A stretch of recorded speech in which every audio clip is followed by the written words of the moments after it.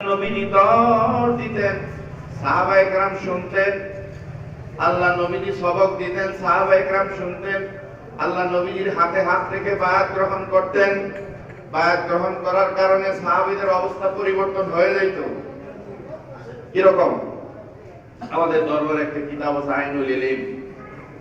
বেশিরভাগ সময় আমি এই কথাগুলো বাস্তবতা বলি। আইনুল ইলম কিতাবটা লিখছেন আল্লামা জালালউদ্দিন সুয়ুতী রাহমাতুল্লাহ আলাইহি, যিনি তাফসীরে জালালাইন লিখছেন।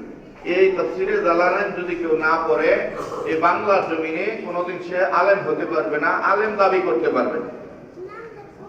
আশরাফ আলী থানভী রাহমাতুল্লাহ আলাইহি উল্লেখ করেছেন যে কোন মানুষ যদি হক্কানি পীর হইতে হয়, তাহলে কমপক্ষে তাফসীরে জালালাইন পড়ানোর মতো অভিজ্ঞতা জ্ঞান তার থাকতে হবে। এই কিতাবের লেখক ছোট্ট একটা কিতাব লিখছে, যে কিতাবের নাম আইনুল ইলম।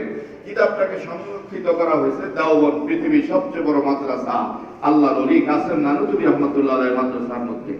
উনি লিখছেন এই কিতাবের মধ্যে জালালাইন শরীফ তাফসীর লিখছেন, আবার উনি এই কিতাব আইনুল ইলম কিতাব লিখছেন। এই কিতাব আব্বা হুজুর ওনার পাঠ্য জীবনে, পড়াশোনার জীবনে উনি এই কিতাবটা পড়ছেন। ওনাদের সময় এই কিতাব পাঠ্য ছিল। কিতাবটার আরবি নাম হচ্ছে আইনুল ইলম।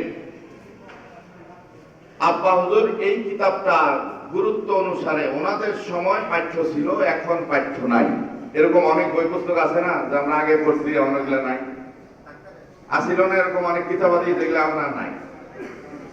বন্ধুরা আমার, অনেক সূক্ষ্ম ষড়যন্ত্রের মাধ্যমে কিছু কিতাব বই পুস্তককে বন্ধ করে দেওয়া হয়েছে মুসলমানকে দুর্বল করে দেওয়ার জন্য, মুসলমানের শক্তি ধ্বংস করে দিতে।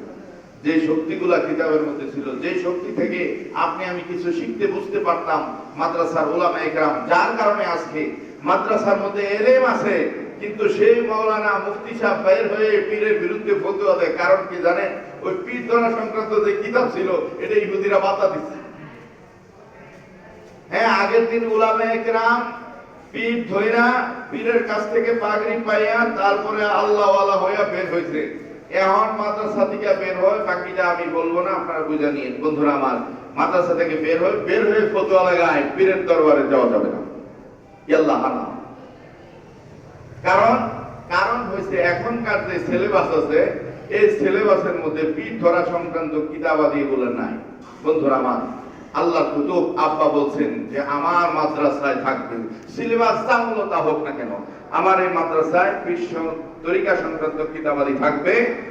সেই আল্লামা জালালউদ্দিন সুয়ুতী রাহমাতুল্লাহ আলাইহি কিতাবকে উনি তো আর বাংলায় লেখেন, উনি তো আর বাঙালি ছিল না, উনি লিখছে আরবিতে। এটাকে ট্রান্সলেট করা হয়েছে, ফার্সিতে করা হয়েছে, উর্দুতে করা হয়েছে। আব্বা হুজুর এটাকে বাংলায় অনুবাদ করেছে। সুবহানাল্লাহ।